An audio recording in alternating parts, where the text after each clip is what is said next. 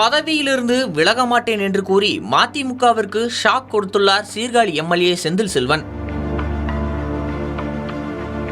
2017 முதல் மதிமுக திமுகவுடன் இணைந்தே பயணித்து வருகிறது. சமீபத்தில் நடைபெற்ற சட்டமன்ற தேர்தலில் மதிமுகவுக்கு எதிர்பார்த்த தொகுதிகள் ஒதுக்கப்படவில்லை. மொடக்குறிச்சி, மதுரை தெற்கு, கடையநல்லூர் மற்றும் சீர்காழி ஆகிய 4 தொகுதிகள் மட்டுமே ஒதுக்கப்பட்டன. அதுவும் திமுகவின் உதயசூரியன் சின்னத்தில் போட்டியிடும் வகையிலேயே வழங்கப்பட்டன. இந்த 4 தொகுதிகளில் போட்டியிட்ட மதிமுக சீர்காழி மற்றும் கடையநல்லூர் ஆகிய 2 தொகுதிகளில் வெற்றி பெற்றது குறிப்பிடத்தக்கது. 2026 சட்டமன்ற தேர்தலில் தான் போட்டியிட்ட முதல் தேர்தலிலேயே 108 இடங்களை வென்று தாவேகா மிகப்பெரிய கட்சியாக உருவெடுத்தது. இருப்பினும் ஆட்சி அமைக்க தேவையான பெரும்பான்மை இல்லாத காரணத்தால் காங்கிரஸ், விசிக, கம்யூனிஸ்ட் மற்றும் ஐயுஎம்எல் உள்ளிட்ட கட்சிகளுக்கு தமிழக வெற்றி கழகம் அழைப்பு விடுத்தது. பின்னர் அந்த கட்சிகள் தாவேகாவிற்கு ஆதரவளித்து அமைச்சரவையிலும் இடம்பெற்றன. இந்த நிலையில் மதிமுகவும் விஜயுடன் நெருங்கி வரும் சூழல் ஏற்பட்டது.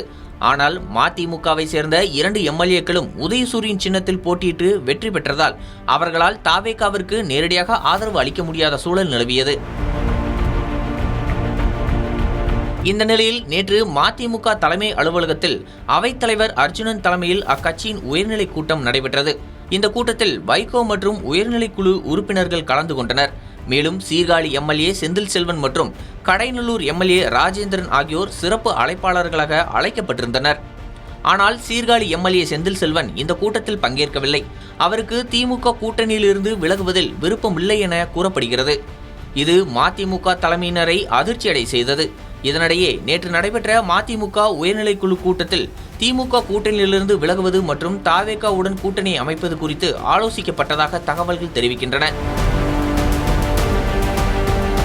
இதனைத் தொடர்ந்து இன்று நடைபெற்ற பொதுக்குழு கூட்டத்தில் கடந்த 9 ஆண்டுகளாக திமுக கூட்டணியில் இருந்த மதிமுக தற்போது திமுகவிலிருந்து விலகுவதாக அறிவித்துள்ளது. மேலும் உதயசூரியன் சின்னத்தில் வெற்றி பெற்ற 2 எம்எல்ஏக்களையும் ராஜினாமா செய்ய வைப்பது தொடர்பாகவும் முடிவுகள் எடுக்கப்பட்டதாக தகவல்கள் வெளியாகியுள்ளன.